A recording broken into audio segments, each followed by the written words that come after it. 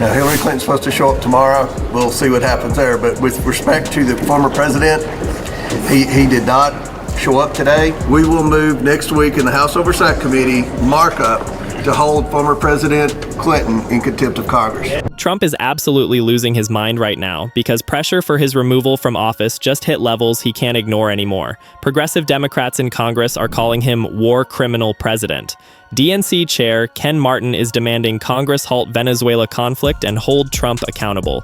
Impeachment resolution with 7 articles sitting in House ready to be advanced. And Trump knows that if Republicans lose House in 2026 midterms, he's done. He told House Republicans directly at January 6th retreat that if they lose, he'll be impeached. Not might be, will be. Because he knows Democrats have the case, have the evidence, have the constitutional arguments. Only thing stopping impeachment right now is Republican control of House, and that control is slipping. Polls showing Democrats gaining, Trump's approval tanking, GOP members quietly breaking from him, all building toward moment when demands for removal become actual removal proceedings, and Trump can feel it coming. If you want to stay ahead of the headlines, please subscribe because you might think you are but aren't. Your subscription actually matters here. That's why we built National Brief Network to bring you real stories, real context, and no corporate spin. All right, let's get into what's actually happening because there's massive difference between what some people think is going on and what's really going on with impeachment. And understanding that difference is crucial. Progressive lawmakers are using strongest language we've heard against sitting president: war criminal, tyrant, unfit to govern, threat to Constitution. These aren't casual insults. These are specific constitutional accusations with serious legal meaning in context of impeachment. Share this video with everyone you know because Representative Delia Ramirez has explicitly called Trump's Venezuela operation unconstitutional and impeachable offense. She's not saying she disagrees with policy. She's saying Trump violated Constitution by ordering military strikes without congressional authorization, by capturing foreign leader, by claiming authority to govern another country. Those are constitutional violations, high crimes and misdemeanors, exactly what impeachment was designed to address. And Ramirez isn't alone. Representative Dan Goldman, who served as counsel during Trump's first impeachment, has articulated detailed legal framework for why Trump's conduct warrants removal. Goldman knows impeachment, understands constitutional standards, has professional experience with these exact questions. And he's saying evidence is overwhelming, not just sufficient. Overwhelming. When lawyer with his background says case is clear, that carries weight. Then you have DNC Chair Ken Martin issuing official statement calling for Congress to halt Venezuela conflict and hold Trump accountable for dangerous overreach of executive authority. That's not random congressman. That's Democratic Party chair. Official party position. Democrats as institution saying Trump's conduct warrants congressional response, including potential impeachment. That's significant escalation in how seriously party is taking removal. Think about what that means. And there's an entire campaign called Impeach Trump Again that's assembled what they describe as irrefutable evidence for removal. Their website documents specific episodes of presidential misconduct, connects them to constitutional standards, shows pattern of Trump defying legal limits on executive power. They're saying explicitly that Trump will remain threat to Constitution if allowed to stay in office. That removal is necessary to protect democracy. Language being used here matters. War criminal president, international aggression, tyranny, unfit to govern. These are strongest accusations available in democratic discourse, not casual political attacks. Specific constitutional terms invoking founders' deepest concerns about executive overreach. And people using these terms are doing it deliberately, building case that Trump has crossed every line that impeachment was designed to address. Make sure you're subscribed to National Brief Network because there's formal legislative vehicle for all this. House Resolution 353, 7 articles of impeachment, introduced in April 2025, sitting in House Judiciary Committee right now, ready to be advanced whenever Democrats have power to move it. This isn't just talk. This is actual impeachment resolution drafted and introduced into Congress, official legislative framework for removing Trump from office. Let me walk you through what's in those 7 articles because they're comprehensive indictment of Trump's presidency. Article 1 is obstruction of justice, Trump interfering with investigations, refusing to comply with subpoenas, taking actions to undermine legal accountability. Article 2 is usurpation of congressional appropriations power. Trump spending money Congress didn't authorize, withholding money Congress did authorize. Violating constitutional framework that gives legislative branch control over federal spending. Article 3 is abuse of trade powers and international aggression. This is Venezuela article. Ordering military strikes without authorization. Claiming authority to govern foreign country. Seizing control of foreign resources. All the unconstitutional actions Trump took in Venezuela operation. Article 4 is First Amendment violations. Attacks on press freedom. Retaliation against critics. Using executive power to punish political opponents who exercise free speech. Article 5 targets creation of unlawful office, specifically Elon Musk's Doge operation. Resolution argues Doge operates outside constitutional structures, lacks proper authorization, represents Trump delegating executive authority to unaccountable private entity. Article 6 is bribery and corruption. Trump using presidential power to benefit his financial holdings, accepting benefits from those seeking favorable treatment. Classic corruption. Article 7 is tyranny. Comprehensive accusation encompassing overall pattern of unconstitutional conduct. Taking power not granted by Constitution. Refusing to accept legal limits on authority. Treating presidency as personal domain rather than public trust. That's tyranny as founders understood it, and that's what Article 7 charges Trump with. Resolution's language declares Trump unfit to govern and warns he'll remain threat if left in office. Share this with everyone because this isn't hedged political criticism. This is direct statement that Trump lacks character, judgment, and respect for constitutional limits that presidency requires.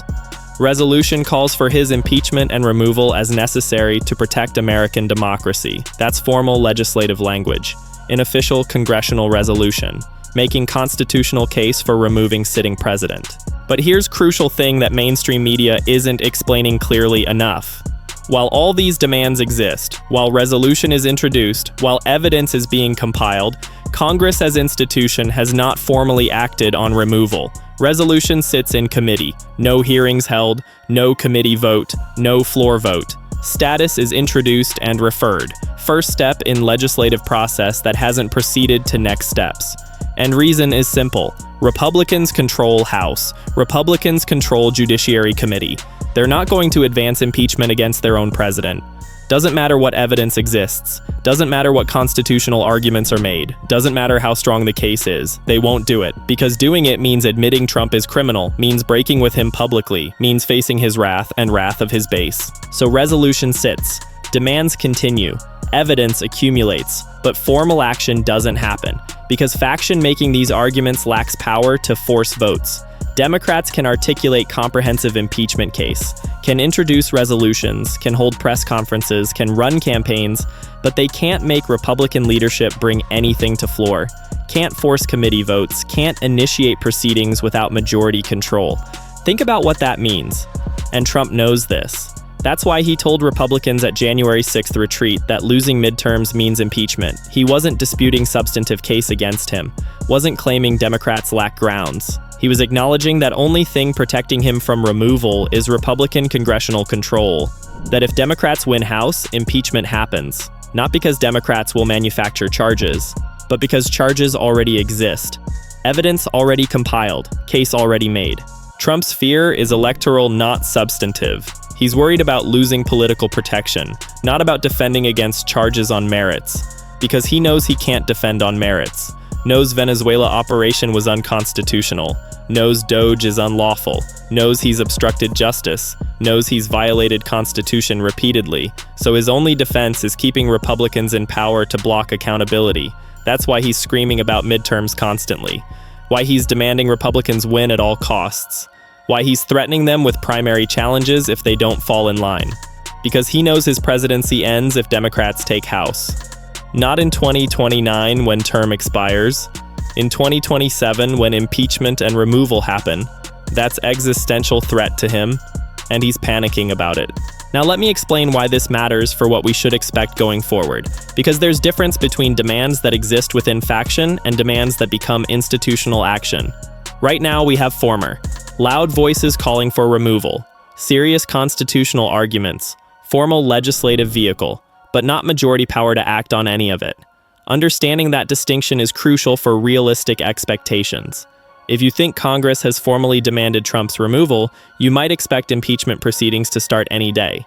But that's not happening while Republicans control House, What is happening is pressure building, evidence accumulating, public opinion shifting, all creating conditions where Democratic control would immediately translate to impeachment action. But that action requires winning elections first. And polls are showing Democrats gaining ground. Trump's approval rating tanking, generic ballot favoring Democrats, swing district Republicans getting nervous, all suggesting 2026 midterms could flip House. And if that happens, everything changes overnight. Resolution that's sitting in committee gets moved to floor, hearings start, evidence gets presented publicly, witnesses testify, vote happens, Trump gets impeached, then Senate trial. And here's where it gets interesting, because Senate conviction requires 2/3 majority. That's 67 votes, needs 17 Republicans joining all Democrats. That's harder than House impeachment, which just needs simple majority.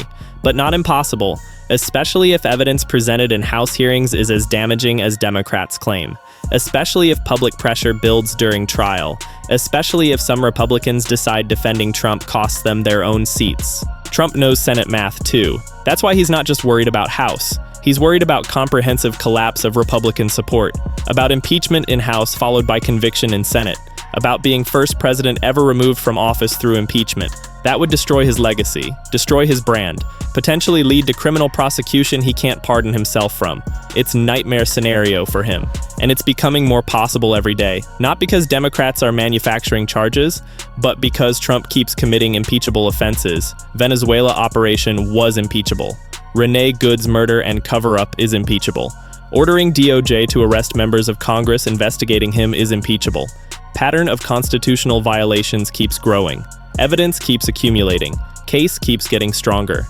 Meanwhile, Republican defenses keep getting weaker. They used to say Trump did nothing wrong. Now they say he did things wrong but doesn't warrant impeachment. Soon they'll say it warrants impeachment, but Senate won't convict. Then some will say Senate should convict. That's progression happening in real time as Trump's conduct gets more extreme and Republicans' ability to defend it deteriorates. Think about what that means. Let me talk about what advocates are doing to build pressure even though they can't force immediate action. Groups like Impeach Trump Again are documenting evidence, creating databases of Trump's violations, producing reports connecting specific actions to constitutional standards, running social media campaigns, mobilizing grassroots support, all building political will that elections might translate to institutional power. Their work matters even if it doesn't produce immediate congressional action, because they're shaping public opinion, making impeachment seem not just justified, but necessary. Creating an environment where Democrats can run on accountability in 2026, where voters understand that giving Democrats House majority means Trump faces consequences. That's important groundwork for electoral strategy. And language they're using, war criminal, tyrant, threat to Constitution, reflects how serious they view Trump's violations. These aren't terms used lightly. They invoke founders' deepest concerns about executive overreach, about presidents who treat office as personal power, about remedy designed specifically for this situation. Strength of language reflects strength of conviction that Trump has earned removal. Progressive Democrats in Congress are playing a crucial role too. Ramirez and Goldman and others aren't just making political attacks. They're articulating constitutional frameworks, explaining to public why Trump's conduct meets impeachment standards, building legal and moral case for removal. When these arguments come from sitting members of Congress, they carry weight. They shape how media covers Trump, how voters understand his actions. DNC Chair Martin's statement is particularly significant because it represents party taking official position, not just individual members speaking for themselves, but Democratic Party as institution saying Trump must be held accountable. That creates permission structure for all Democrats to demand impeachment, unifies messaging, makes removal central part of party platform heading into midterms. And having resolution already drafted means Democrats won't need months of preparation if they win House. They have framework ready to advance immediately. 7 articles already written, evidence already compiled, arguments already articulated. They can move quickly from electoral victory to impeachment proceedings. That speed matters for maintaining political momentum and public attention. Now here's what's going to happen between now and 2026 midterms. Demands for removal will intensify, more Democrats will sign on to them, more evidence will accumulate of Trump's constitutional violations, more advocacy groups will mobilize, public pressure will build, and Trump will get more desperate, more extreme, more willing to break laws and norms to maintain power. That desperation will create more impeachable conduct, which will strengthen case for removal. which will increase pressure, which will make Trump more desperate. Vicious cycle that ends either with him being removed or with him successfully intimidating Republicans into protecting him despite overwhelming evidence of unfitness. Republicans facing 2026 elections will have to decide: stand with Trump and risk losing seats, or break with Trump and risk primary challenges. Some in competitive districts will choose political survival over loyalty, will start distancing from Trump, will stop defending his worst conduct. Few might even support impeachment if evidence becomes undeniable. Trump will try to prevent that defection. Will threaten, will attack, will primary anyone who breaks. But effectiveness of those threats depends on his political strength. If his approval keeps falling, threats carry less weight. Republicans calculate they're safer opposing him than defending him. That's inflection point where impeachment becomes possible even before Democrats take House. Bottom line is this: progressive Democrats and advocacy groups are demanding Trump's removal, using strongest constitutional language available: war criminal, tyrant, unfit to govern. Resolution with 7 articles of impeachment exists in House, ready to be advanced. Evidence continues accumulating of constitutional violations. But formal congressional action hasn't happened because Republicans control House and won't act against their president. Trump knows that losing 2026 midterms means impeachment. Told Republicans directly. His only defense is keeping them in power, but their power is slipping, polls turning against them. Trump's conduct getting more extreme, Republican defenses getting weaker, all pointing toward moment when demands translate to action, when resolution moves forward, when proceedings begin. That moment requires Democrats winning House, requires elections changing balance of power, requires voters deciding accountability matters more than partisan loyalty. If that happens, impeachment follows quickly. Senate trial follows. Potential removal becomes real. Trump's presidency could end not in 2029, but whenever Senate reaches 67 votes. He's screaming about this constantly, panicking visibly, demanding Republicans win at all costs.